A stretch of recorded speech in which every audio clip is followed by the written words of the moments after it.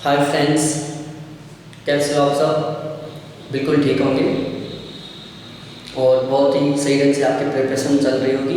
देखो, जो जेआरएफ का एग्ज़ाम है वो अगस्त में 100% हो जाएगा। तो हमें अगस्त का टारगेट लेके और बहुत ही सही ढंग से प्रिपरेशन करनी है, जिससे कि हमारा अब की बारी जेआरएफ हो जाए, नेक्स्ट टाइम के लिए हमें प्रिपरेशन ना करना पड़े। तो देखो, हम प्रेजेंट टाइम में यहाँ पर आपको पर्यावरण पढ़ाना है। क्या पढ़ाना है? पर्यावरण। ये मार्कर सही नहीं चल रहा, दूसरा मार्कर चेंज करता हूँ एक बार।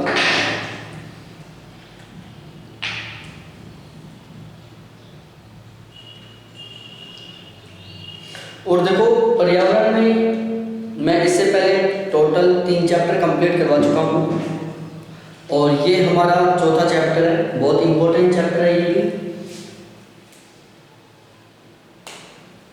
चौथा चैप्टर।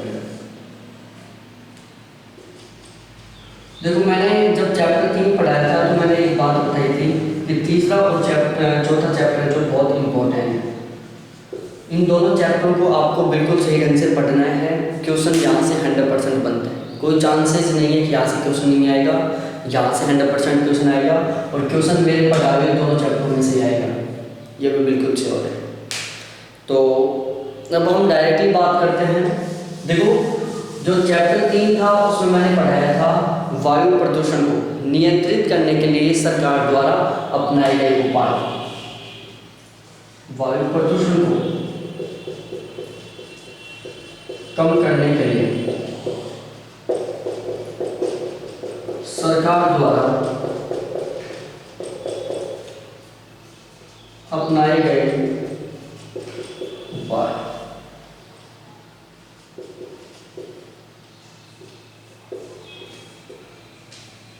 वायु प्रदूषण को नियंत्रित करने के लिए सरकार द्वारा अपनाए गए उपाय। और जो पिछला चैप्टर था उसमें हमने डिस्कस किया था कुछ उपाय थे, जैसे AQI का डिस्कस किया था हमने, NANP का डिस्कस किया था हमने, NAAQS इसका डिस्कस किया था हमने। इसके अलावा एयर पोल्यूशन एक्ट 1981 इनका डिस्कस किया था हमने चैप्टर 3 में। अब चैप्टर 4 में हम डिस्कस करेंगे इसी से रिलेटेड और भी कुछ उपाय थे जो हम यहाँ पर डिस्कस करेंगे। तो नेक्स्ट उपाय है वो है सफर। क्या है सफर? देखो, सबसे पहले मैं आपको सफर की फुल फॉर्म बताता हूँ। देखो, मैंने स्टार्ट में बताया था कि हमें सभी की वर्ड्स का जो फुल फॉर्म है वो ध्यान रखना है। एग्जामिनर एग्जाम को किसी भी तरीके से किसी भी हद तक कॉम्प्लिकेट कर सकता है, उसके लिए हमें बहुत ही सही ढंग से प्रिपेयर रहना है। तो हम सफ़र की फुल फॉर्म सबसे पहले लिखते हैं। सिस्टम फॉर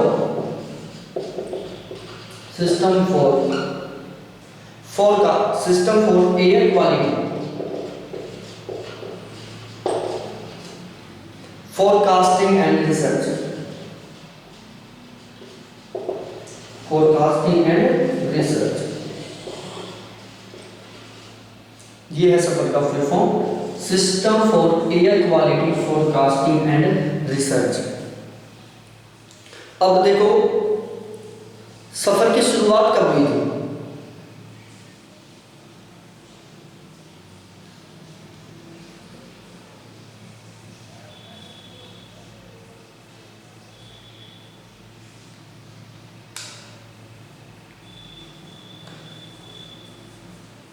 सफर के बारे में भारत में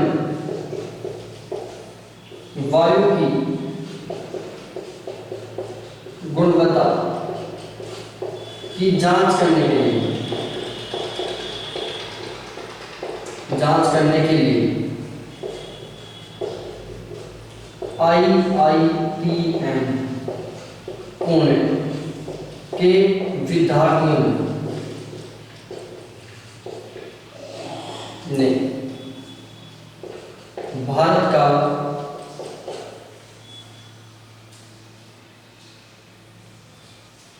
पहला मोबाइल सेवा ऐप लॉन्च किया। कि जो सफर थी इसकी शुरुआत भारत में वायु गुणवत्ता की जांच के लिए IITM, क्या है IITM पुणे के विद्यार्थियों द्वारा पहला मोबाइल सेवा ऐप शुरू किया गया था। तो जो सफर है वो क्या है कि मोबाइल सेवा ऐप है, यह आपको ध्यान रखना है। सफर एक मोबाइल सेवा ऐप है जिसकी शुरुआत IITM पुणे के स्टूडेंट्स द्वारा किया गया था। यहाँ पर आपको मैं एक क्वेश्चन देता हूँ, सफर कब लॉन्च किया गया था?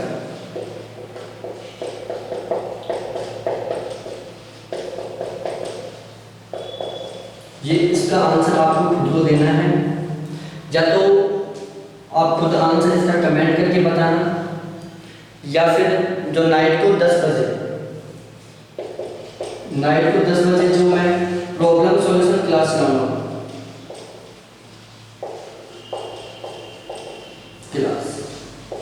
उसमें देना। ध्यान रखना, रेगुलर नाइट को 10 बजे प्रॉब्लम सॉल्यूशन क्लास चलती है जिसमें मैं बिल्कुल इसी तरीके से कुछ क्वेश्चन पेंडिंग में डाल देता हूँ और उनका वहाँ पर मैं डिस्कशन करता हूँ। तो इस क्वेश्चन का आंसर आपको वहाँ पर मेरे को जरूर देना है। तो ये थी, क्वेश्चन आ जाता है कि सफर की शुरुआत किसके द्वारा की गई? तो वो थी IITM पुणे के स्टूडेंट्स के द्वारा।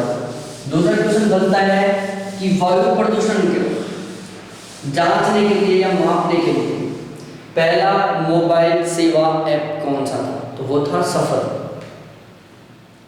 अब जो सफर है इसका उद्देश्य क्या है? सफर का उद्देश्य क्या है?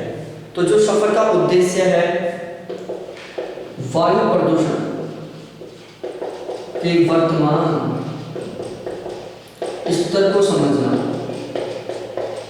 क्या है?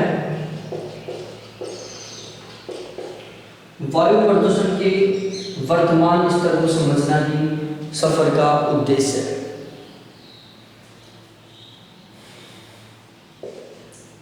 वर्तमान समय में भारत में सफर का संचालन IMD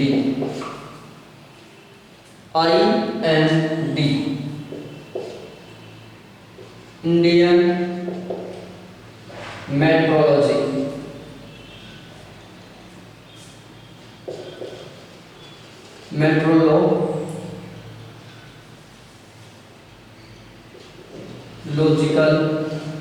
डिपार्टमेंट,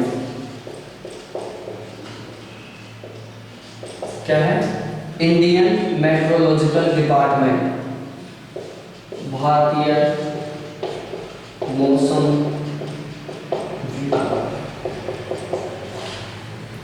जो IMD है इसका फुल फॉर्म है इंडियन मेट्रोलॉजिकल डिपार्टमेंट, जिसको हम भारतीय मौसम विभाग भी बोलते हैं।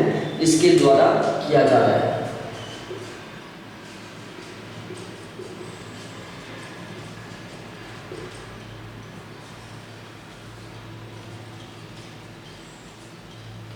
तो ये था हमारा सफर का संचालन किसके द्वारा किया जा रहा है? IMD इंडियन मेट्रोलॉजिकल डिपार्टमेंट के द्वारा किया जा रहा है। उसके बाद आता है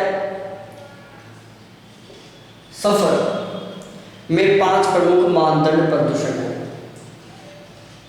सफर में 5 प्रमुख प्रदूषक है। क्या है?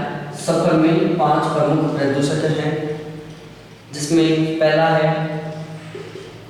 PM10, दूसरा है PM2.5, तीसरा है O3 जिसको हम ओजोन बोलते हैं, चौथा है CO, जिसको हम कार्बन मोनोऑक्साइड बोलते हैं। और पांचवा है नाइट्रोजन के ऑक्साइड। जी हाँ टोटल। तो सफर के ये टोटल 5 मानदंड है। PM10 है, PM2.5 है, O3 ओजोन है, कार्बन मोनोऑक्साइड है और नाइट्रोजन के ऑक्साइड है। तो इसी से रिलेटेड हमारा जो सफ़र था उसके जो इम्पोर्टेंट पॉइंट्स थे वो हमारे कंप्लीट होते हैं। उसके बाद हम नेक्स्ट पर डिस्कस करते हैं, वो है national green tribunal NGT।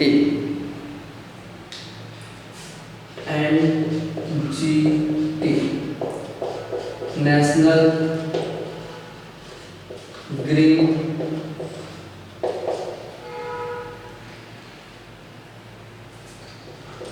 Tribunal, जिसको हम हिंदी में बोलते हैं राष्ट्रीय हरित न्यायाधिकरण। राष्ट्रीय हरित न्यायाधिकरण।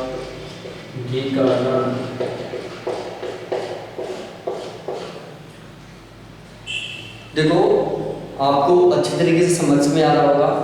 मैं मेरी तरफ से बिल्कुल बेस्ट करने की कोशिश कर रहा हूँ, लेकिन फिर भी किसी को ऐसे लग रहा होगा कि शायद यार ये वैसे खोपड़ा चाट रहा है, बिगड़ काम। तो प्लीज़ जो ऐसे सोच रहा है कि ये बिगड़ काम खोपड़ा चाट रहा है, तो वो कमेंट करके ज़रूर बताएं कि मेरे को किस तरीके का सुधार करना चाहिए। और कुछ लोग हैं जो वीडियो को देखते हैं लेकिन सब्सक्राइब नहीं करते, तो वो भी सब्सक्राइब मत करो, लेकिन कमेंट करके तो बता सकते हो ना कि आप सब्सक्राइब क्यों नहीं कर रहे हो। क्या मेरा कंटेंट आपको बेस्ट नहीं लग रहा इस वजह से नहीं कर रहे हो, या फिर और दूसरा कुछ कारण है। तो देखो जो NGT है, इसका जो ऑफिस है, ऑफिस वो कहाँ पर है? दिल्ली में। इसका ऑफिस दिल्ली में है। इसके और भी अदर ब्रांचेज है ऑफिस की, वो हमें याद करना इतना ज़रूरी नहीं है। इसकी हमें जो मेन ब्रांच है वो ध्यान रखना है। इसकी जो शुरुआत थी वो कब हुई थी? इसकी जो शुरुआत थी वो हुई थी 18 अक्टूबर 2010 को। 18 अक्टूबर 2010 को NGT की शुरुआत हुई थी। इसका ऑफिस दिल्ली में है। अब जो NGT है उसका उद्देश्य क्या है? NGT का उद्देश्य क्या है? पर्यावरण संबंधित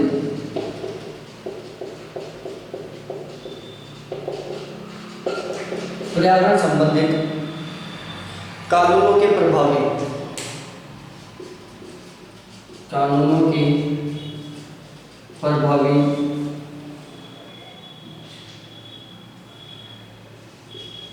कार्यान्वयन एवं उनके अधिकारों की सुरक्षा करना, ये इसका उद्देश्य है। जो NGT है उसका उद्देश्य है कि पर्यावरण संबंधित कानूनों के प्रभावी कार्यान्वयन एवं उनके अधिकारों की सुरक्षा करना।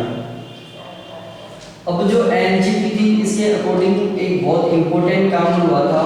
वो काम था दिल्ली एवं इसके आसपास के क्षेत्र में 10 साल पुराने डीजल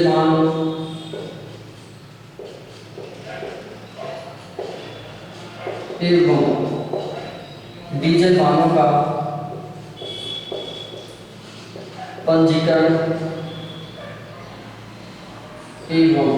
पंजीकरण निरस्त किया जाएगा एवं 15 साल पुराने वाहनों को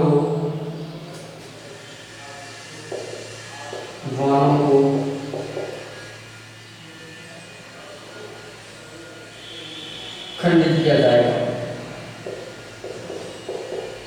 खंडित किया जाएगा मतलब चलाने जो होगा या चलाने लायक नहीं छोड़ा जाएगा, उनको तोड़ा जाएगा। तो जो एनजीटी थी उसमें एक डिसीजन लिया गया था कि दिल्ली और इसके आसपास के क्षेत्र में 10 साल पुराने डीजल वाहनों का जो पंजीकरण है, जो रजिस्ट्रेशन है, वो निरस्त कर दिया जाएगा और 15 साल पुराने वाहनों को खंडित कर दिया जाएगा, उनको तोड़ दिया जाएगा। तो ये था एनजीटी के बारे में। आप चाहो तो जो 90 जो प्रॉब्लम सॉल्यूशन क्लास रहेगी उसमें आप जो इसकी जो क्षेत्रीय कार्यालय, इसके टोटल 3-4 क्षेत्रीय कार्यालय हैं एनजीटी के, तो वो आप मेरे को कमेंट करके ज़रूर बताना कि एनजीटी के क्षेत्रीय कार्यालय कौन कौन से हैं। या तो आप कमेंट करके बताना या फिर आप नाइट के प्रॉब्लम सॉल्यूशन क्लास में ज़रूर बताना कि एनजीटी के क्षेत्रीय कार्यालय कौन से हैं। क्षेत्रीय कार्यालय कौन से हैं, एनजीटी के क्षेत्रीय कार्यालय कौन से हैं। और ध्यान रखना, अब यहाँ पर कुछ लोग सोच रहे होंगे कि सर हम इस वीडियो को 2 महीने बाद देख रहे हैं, तो आपकी जो प्रॉब्लम सॉल्यूशन क्लास है उसमें आप इस क्वेश्चन का पहले डिस्कस कर लिए होंगे। ध्यान रखना, जो मेरी प्रॉब्लम सॉल्यूशन क्लास है वो रेगुलर रात को 10 बजे चलती है, बिल्कुल रेगुलर चलेगी। आप कभी भी देखो इस वीडियो, जिस दिन देखोगे उसी दिन की प्रॉब्लम सॉल्यूशन क्लास में ये क्वेश्चन पुटअप कर सकते हो, इस क्वेश्चन का आंसर दे सकते हो। आपकी हर एक कंडीशन हमें एक्सेप्ट करनी होगी, मैं आपकी हर एक स्थिति को एक्सेप्ट करूँगा। तो आप इसका क्वेश्चन इस वीडियो को जब भी देखोगे तब नाइट की जो प्रॉब्लम सॉल्यूशन क्लास है उसमें इस क्वेश्चन को आप रख सकते हो। इससे पहले मैं जो सफ़र की शुरुआत कब हुई थी, इस क्वेश्चन को भी मैंने पेंडिंग में छोड़ दिया है, तो ये ध्यान रखना आपको। उसके बाद एक उपाय था, वो था odd and even. Odd even policy. अभी दिल्ली में केजरीवाल गवर्नमेंट द्वारा इसका शुरुआत किया गया था। अभी हाल ही का मुद्दा, ये ज़्यादा पुराना नहीं हुआ है, तो यहाँ से क्वेश्चन पूछा जा सकता है, हमें अच्छे तरीके से ध्यान रखना है। देखो ये ओड इवन का मतलब क्या होता है? ओड इवन का मतलब होता है सम विषम। क्या होता है? सम विषम।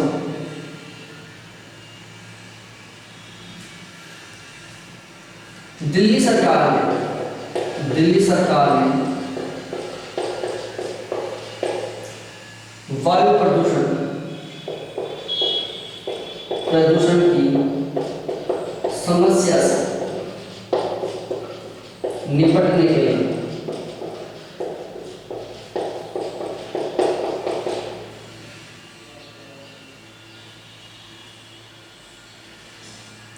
दो चरणों वाली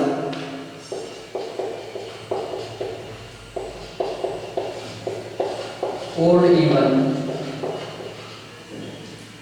योजना की शुरुआत की कि दिल्ली सरकार ने वायु प्रदूषण की समस्या से निपटने के लिए ओड इवन योजना की शुरुआत की थी, ओड इवन पॉलिसी की शुरुआत की थी। और जो इसकी शुरुआत थी, स्टार्टिंग थी इसकी 2016 में। कब? 2016 में इसकी शुरुआत की गई थी। इसके 2 चरण थे, 2 चरण, जो था जनवरी और अप्रैल। जनवरी और अप्रैल, इन 2 चरणों में 15-15 दिन के लिए चलाई गई थी।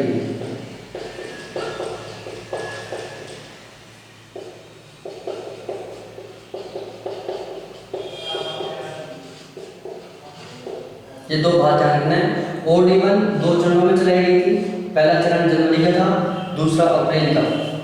जनवरी और अप्रैल में 15-15 दिनों के लिए चलाई गई थी। मतलब 15 दिन तक तो जो ओड का मतलब होता है सम और इवन का मतलब होता है विषम। तो ये ओड और इवन क्या था? ये नंबर प्लेट के आधार पर था कि आपके नंबर क्या है। यदि आपके नंबरों का टोटल सम आ रहा है तो आपके साधन 15 दिन चलेंगे।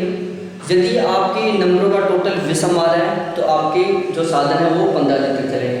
सपोज दैट मेरी गाड़ी है, उसके जो टोटल नंबर है उनका योग 20 हो रहा है, तो मेरी जो गाड़ी है वो ओड दिनों में, जो ओड के 15 दिन हैं उन्हीं में चलेगी। जो इवन के 15 दिन होंगे उनमें मेरी गाड़ी नहीं चलेगी। और यदि मेरी गाड़ी के टोटल 21 नंबर जुड़ रहे हैं तो मेरी गाड़ी विषम दिनों में ही चलेगी। जो कितने हैं 15, ये सम दिनों में नहीं चलेगी। जो सम 15 दिन है उनमें नहीं चलेगी। तो ये था ओड इवन पॉलिसी के बारे में, इसको ध्यान रखना है आपको। क्वेश्चन इसी भी तरीके से पूछ सकता है कि ऐसी कौन सी पॉलिसी की शुरुआत की गई थी भारत में जो कि नंबरों के योग पर डिपेंडेंट थी। तो ये ओड इवन पॉलिसी थी जो नंबर सिस्टम पर आधारित थी, नंबरों के ऊपर आधारित थी कि यदि आपके साधन के टोटल नंबरों का योग सम आ रहा है तो आपकी गाड़ी सम दिनों में चलेगी, विषम दिनों में नहीं चलेगी। सम विषम का मतलब ऐसे मत सोचना 2 4 6, ऐसा नहीं। वो गवर्नमेंट द्वारा फिक्स किया गया था कि जैसे आज सम नंबर की गाड़ी चलेगी, कल विषम नंबर की गाड़ी चलेगी, फिर सम नंबर की गाड़ी चलेगी, फिर विषम नंबर की गाड़ी चलेगी। तो जिन जिन की सम नंबर की गाड़ी है वो सम नंबर वाले दिन चलाएंगे, जिन जिन की विषम नंबर वाली गाड़ी है वो उनको विषम दिनों में चलाएंगे। उसके बाद एक बहुत इंपॉर्टेंट इंफॉर्मेशन है, मैक्सिको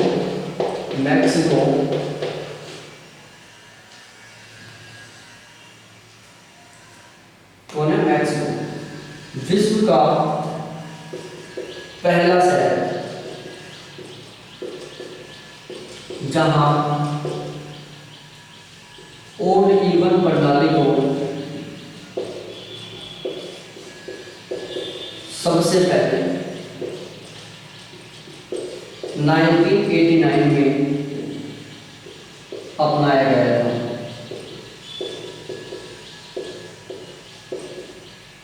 कि मैक्सिको विश्व का पहला शहर था जहां ओड इवन प्रणाली को सबसे पहले अपनाया गया था। इसके साथ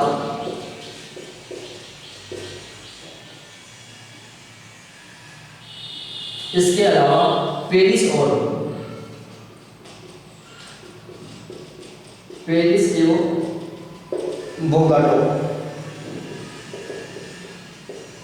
बोगाटो में भी अपनाया गया था।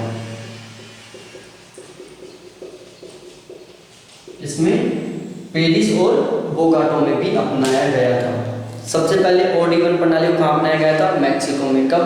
1989 में। उसके बाद दूसरा, ये एक तरीके से मैं बोल सकता हूँ ये इंपॉर्टेंट पॉइंट है।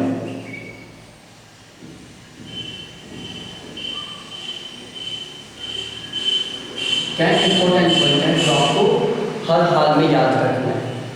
दूसरा पॉइंट है पर्यावरण संबंधी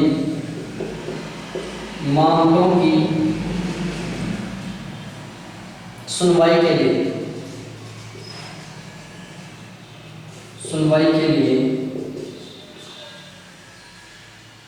प्रखंड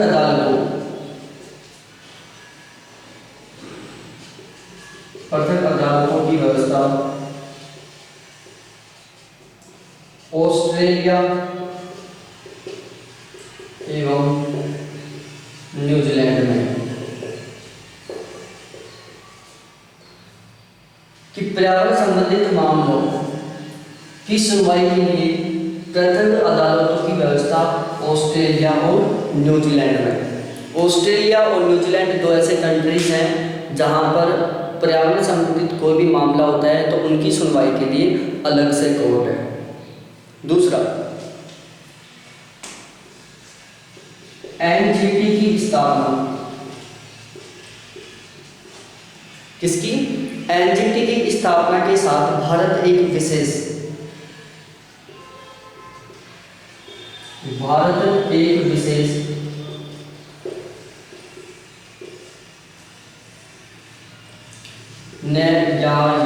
न्यायाधिकरण स्थापित करने वाला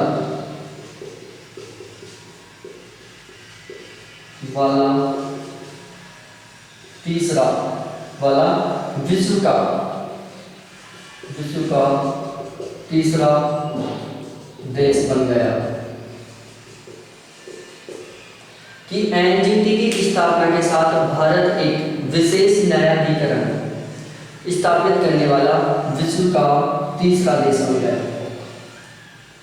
पहला है ऑस्ट्रेलिया, दूसरा है न्यूजीलैंड और तीसरा है अपना भारत। और ये काम करने वाला भारत विश्व का पहला विकासशील देश है।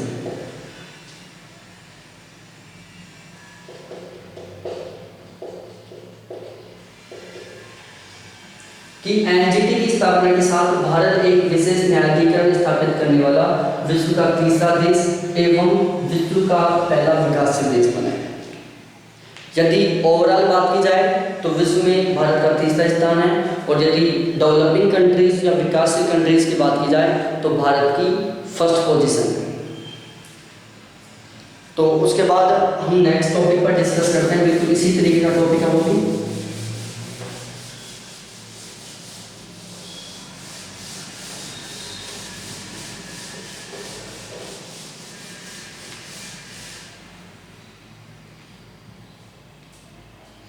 भारत चरण उत्सर्जन मानक, भारत चरण उत्सर्जन मानक, Bharat stage emission standard, Bharat stage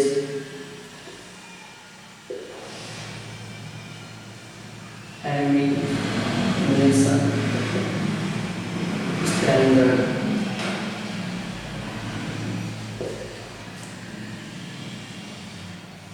emission है स्टैंडर्ड। भारत चरण उत्सर्जन मानक, Bharat stage emission standard, Bharat stage emission standard, जिसको हम BS भी बोलते हैं। BS का मतलब होता है भारत स्टैंडर्ड। इसको हम क्या बोलते हैं? BS भी बोलते हैं। BS का फुल फॉर्म है भारत स्टैंडर्ड। तो देखो इसकी शुरुआत, BS की शुरुआत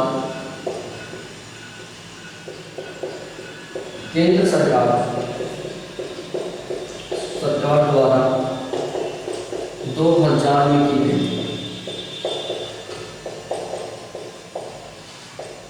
कि BS की शुरुआत केंद्र सरकार द्वारा 2000 में की गई थी। BS यूरोपियन नियमों पर आधारित। जो BS है, जिसको हम भारत स्टैंडर्ड या भारत चरण उत्सर्जन मानक बोलते हैं, वो यूरोपियन नियमों पर आधारित है। जो भारत चरण उत्सर्जन मानक है वो यूरोपियन नियमों पर आधारित है। अब हम बात करते हैं सबसे पहले BS थर्ड। जो BS थर्ड था, इसकी शुरुआत कब हुई थी? BS थर्ड अक्टूबर 2010 में पूरे देश में लागू हो गया था। पहली बात, BS थर्ड अक्टूबर 2010 में पूरे देश में लागू हो गया था। उसके बाद है BS फोर। BS फोर 13 प्रमुख शहरों में अप्रैल 2010 में लागू हो गया था। BS4 का जो पूरे देश में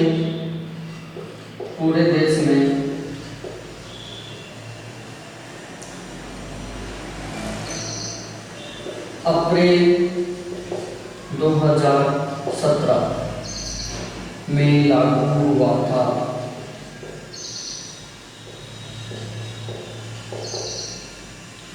BS6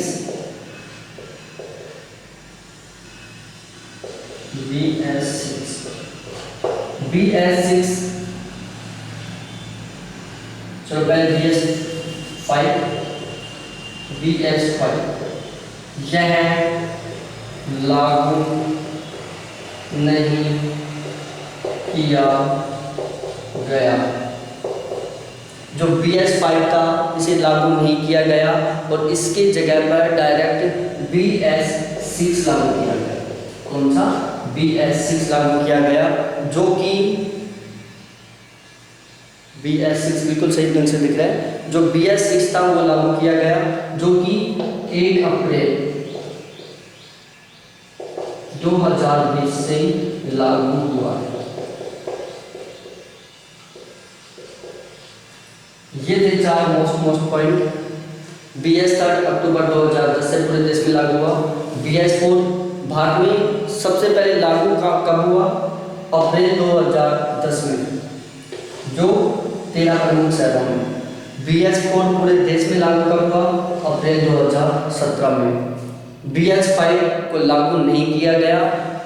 वायु प्रदूषण की बढ़ती हुई स्थिति को देखते हुए BS5 को लागू नहीं किया गया और इसके जगह डायरेक्ट BS6 जो कि 1 अप्रैल 2020 से लागू किया गया। कुछ कंपनियों का मानना है कि जो BS6 है इसको बहुत पहले लागू कर दिया गया था, लेकिन वो इसका जवाब नहीं दे पा रही हैं क्योंकि अभी तक BS6 का वाहन नहीं बने थे। पहले BS6 के वाहन अभी से स्टार्ट हुए बनने, तो जो BS6 था वो 1 अप्रैल 2020 से लागू हुआ है। BS5 को लागू नहीं किया गया, उसका कारण है बढ़ती हुई वायु प्रदूषण की स्थितियों के कारण। अब हम और 2-4-5 इम्पोर्टेंट बातें हैं जिन पर डिस्कस कर लेते हैं। वायु प्रदूषण के उपाय के कानूनी नियंत्रण। वायु प्रदूषण के उपाय के कानूनी नियंत्रण। सबसे पहला कानूनी नियंत्रण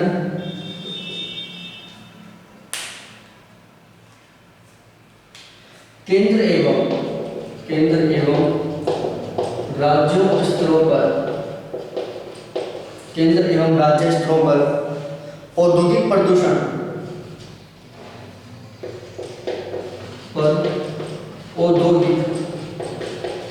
प्रदूषण नियंत्रण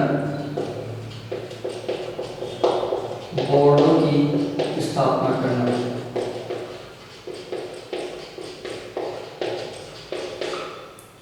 दूसरा है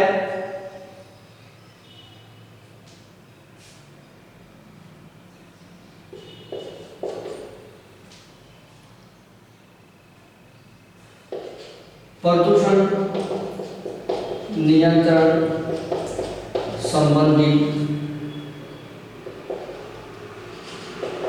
प्रमाण पत्र की अनिवार्यता।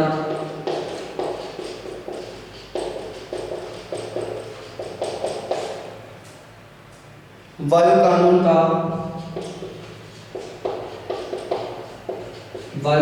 1981 का पालन करना कि प्रदूषण नियंत्रण संबंधी प्रमाण पत्र की अनिवार्यता एवं वायु कानून 1981 का पालन करना। उसके बाद तीसरा है पर्यावरण सुरक्षा के लिए निजी संस्थाओं को बाध्य करना। पर्यावरण सुरक्षा के लिए निजी संस्थानों को बाध्य करना। अब ये थे 3 बहुत इम्पोर्टेंट पॉइंट। इसके अलावा और भी कुछ पॉइंट हैं, जैसे स्वैच्छिक या सरकारी वनारोपण को प्रोत्साहन करना। स्वैच्छिक या सरकारी वनारोपण को प्रोत्साहन करना, क्योंकि जितने ज़्यादा पेड़ उगाए जाएंगे एयर पोल्यूशन उतना ही कम होगा।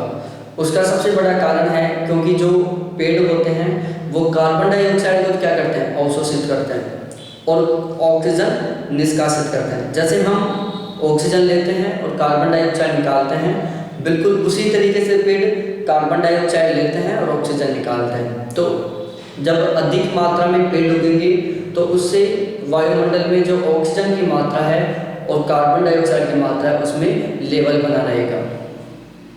दूसरा होता है जंगलों की कटाई पर रोक लगाना। जब एक साइड गवर्नमेंट वनारोपण को बढ़ावा देगी तो दूसरी साइड जंगलों की कटाई के ऊपर भी रोक लगाएगी कि भाई आपको जंगल नहीं काटना है, आपको लकड़ियां नहीं काटनी है। इससे पर्यावरण को बहुत बड़ा नुकसान हो रहा है। उसके बाद होता है, पहले क्या होता था, घरों में चूल्हा होता था, मिट्टी का चूल्हा होता था जिसमें लकड़ियों के द्वारा रोटियां बनाई जाती थी। अपना जो भी घर का सामान था उसको पकाने के लिए लकड़ियों का प्रयोग किया जाता था, या फिर हर एक तरीके से ऊर्जा के लिए हर एक तरीके से लकड़ी का यूज किया जाता था। तो गवर्नमेंट ने वायु प्रदूषण को नियंत्रित करने के लिए बताया कि अब घरों में लकड़ी का प्रयोग मत करो और लकड़ी की बजाय जो दूसरे सोर्स हैं, ऊर्जा के दूसरे सोर्स हैं, उनका प्रयोग करो। इसके बाद आता है कचरे का सही जगह निष्कासित करना। जो कचरा है उसको बिल्कुल उचित स्थान पर निस्तारण करना। जैसे पहले क्या होता था, कचरा उठाया, मन आई जहाँ डाल दिया, जैसे यहाँ से उठाया यहाँ डाल दिया, फिर वहाँ डाल दिया, वहाँ डाल दिया। होता क्या है कि जैसे कचरा होता है वो जब सड़ जाता है तो उससे बहुत सारी गैसेस निकलती हैं। जैसे जब आप कोई भी कचरा है और उसको आप थोड़ी नमी वाले क्षेत्र में डाल दोगे तो उससे मीथेन गैस निकलती है। कौन सी निकलती है? मीथेन गैस निकलती है। और उसकी जो ग्लोबल वार्मिंग बढ़ाने की जो कैपेसिटी है वो कार्बन डाइऑक्साइड की तुलना में बहुत ही ज़्यादा है। तो इसलिए गवर्नमेंट ने रूल बनाया कि जो कचरा है उसको बिल्कुल एक निश्चित जगह पर डाला जाए। जैसे प्रेजेंट टाइम में सिटियों में भी और गाँव में भी गाड़ियाँ चालू कर दी गवर्नमेंट ने, वो घर घर पर आती हैं और कचरा लेके जाती हैं और उसमें एक टोन भी बजती है, गाड़ी वाला आया घर से कचरा निकाल। तो वो गाड़ी क्या है?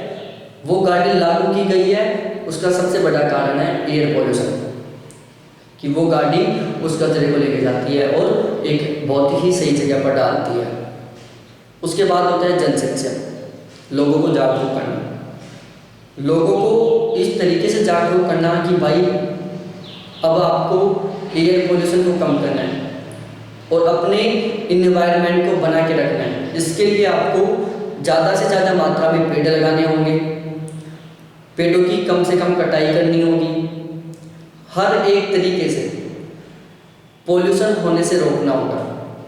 जैसे पहले वैसे ही कहीं बैठ गए, आग लगा ली, धुआं निकल रही है, घरों में लकड़ियाँ काट काट के यूज कर रहे हैं, उससे 2 साइड इफेक्ट हो रहे हैं। पहला चूल्हे से धुआं निकल रही है, दूसरा पेड़ काम से जा रहे हैं बेचारे, लोग पेड़ नहीं लगा रहे, बंजर भूमि पड़ी थी उसके पेड़ काट के और काम ले रहे हैं, उनको बेच रहे हैं।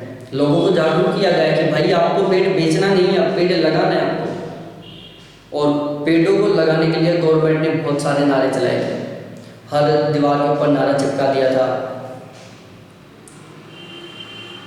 उसके बाद क्या है कि जो इंडस्ट्री है, जो उद्योग हैं, उन उद्योगों को आवासीय क्षेत्र से दूर स्थापित करना। सपोज डेट आपका गांव है या आपका सिटी है जहाँ पर 10-15 हज़ार मकान है और उनके बीच में एक इंडस्ट्री है जो बहुत विषैली जहरीली गैस निकालती है, तो क्या होगा? आपके ऊपर उस गैस का बहुत ज़्यादा साइड इफेक्ट पड़ेगा। तो गवर्नमेंट ने रूल बना दिया कि यदि आप कंपनी खोल रहे हो कोई भी, तो वो आवासीय क्षेत्र से दूर होनी चाहिए, जिससे कि लोगों के ऊपर उसका कोई भी साइड इफेक्ट ना पड़े। और उद्योगों के और आवासीय स्थलों के आसपास हरितमा पट्टियों विकसित की। हरितमा पट्टियाँ विकसित की कि गवर्नमेंट ने जो भी इंडस्ट्री थी उनके आसपास और जो आवासीय क्षेत्र हैं उनके आसपास हरितमा पट्टी विकसित की। हरितमा पट्टी का मतलब होता है एक लेयर में बहुत ज़्यादा मात्रा में पेड़ लगाए, मतलब अच्छी तरीके से धुआंधार तरीके से पेड़ लगा रहे हैं, तो वो क्या एक हरितमा पट्टी। आप एक एग्जांपल देख सकते हो, अब मोस्टली सभी शहरों में हो गया, शहरों में 2 सड़क रहती हैं, बीच में एक डिवाइडर रहता है, तो डिवाइडर के ऊपर पेड़ लगा देते हैं। फिर ये सड़क है, इसके इस किनारे पर भी पेड़ लगा देते हैं और सड़क के इस किनारे पर भी पेड़ लगा देते हैं। तो एक सड़क पर 3 किनारों पर पेड़ लगे हुए हैं, एक बीच में लगे हुए हैं और दोनों साइडों में लगे हुए हैं, तो वो क्या है, वो भी एक हरितमा पट्टी है। शहर के चारों तरफ बाउंड्री पर बहुत सारे पेड़ लगा दिए, वो भी एक हरितमा पट्टी है। तो गवर्नमेंट ने बहुत सारे उपाय अपनाए हैं वायु प्रदूषण को कम करने के लिए, लोगों को समझाया भी है। तो यदि आप वायु प्रदूषण को बढ़ावा दे रहे हो किसी ना किसी तरीके से, तो प्लीज़ इसको कंट्रोल करो, क्योंकि ये ऐसे तो है नहीं कि किसी एक कैंडिडेट को नुकसान हो रहा है और मैं बढ़ाता जाता हूँ, मेरा तो कुछ बिगड़ ही नहीं रहा है।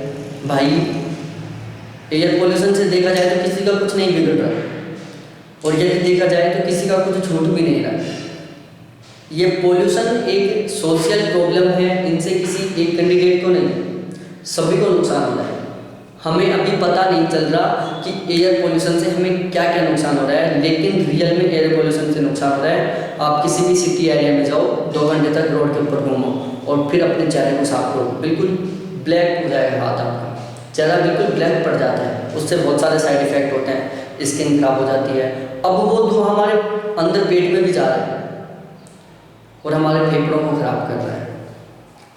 एक बार एक न्यूज़पेपर में आई थी कि जो दिल्ली शहर है वहाँ पर पोल्यूशन इतना बढ़ गया कि एक आदमी की 5 साल एज कम हो गई।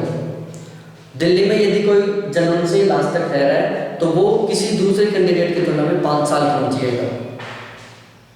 एक आदमी पूरे दिन में 20 सिगरेटों की इतनी धुआं पीता है वहाँ। एक आदमी पूरे दिन में दिल्ली में रह रहा है तो एक 20 सिगरेटों की इतनी धुआं पीता है वो, जबकि हम सिगरेट की धुआं को तो खींचते हैं बाहर निकाल देते हैं, वो तो आराम से मज़े से अंदर लेते हैं, उसका पूरा डाइजेस्ट करते हैं फिर बाहर निकालते हैं। तो इसी के साथ हमारा जो इम्पोर्टेंट चैप्टर 4 था वो कंप्लीट होता है। नाइट की प्रॉब्लम सॉल्यूशन क्लास जरूर ज्वाइन करो, आपको बहुत सारा बेनिफिट मिलेगा, क्योंकि वहाँ पर 20 से 30 मिनट की क्लास चलती है जिसमें मैं एक तरीके से पूरा रिवीजन करवा देता हूँ, बिल्कुल रेगुलर लास्ट तक चलेगी। और एक व्हाट्सएप ग्रुप बना रखा हूँ जिसके बारे में मैं डिस्क्रिप्शन में बता दूंगा आपको, आप मेरे से डायरेक्टली कॉल कर सकते हो।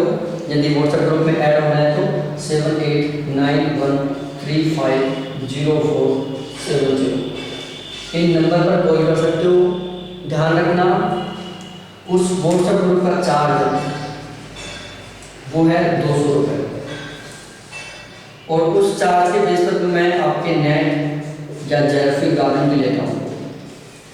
जो ये व्हाट्सएप ग्रुप है वो एक गारंटी वाला व्हाट्सएप ग्रुप है, गारंटी वाला व्हाट्सएप ग्रुप है जहाँ पर आपकी एग्जाम पास करने की गारंटी ली जाती है मात्र 200 रुपये।